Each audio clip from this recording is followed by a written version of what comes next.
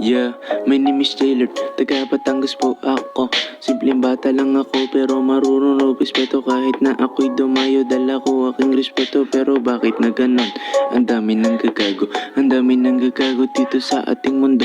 Puro negatibong tao ang lalalapit sa'yo, kaya kailangan ng respeto para ikaw ay matuto. Para iwas sa gulo na mapangus ka na tao, kaya mas pinili ko makisama at rumispeto. Dahil yun ang turo sa akin ng mga magulang ko.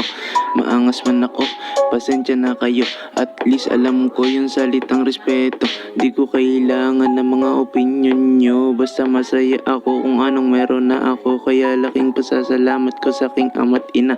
Salamat po sa inyong suporta. Pasensya na kayo't matigas ang ulo ko. Ganto po ako, mahal ko po kayo. Kaya sa mga tropang nakikinig nito, respeto nyo yung mga magulang nyo.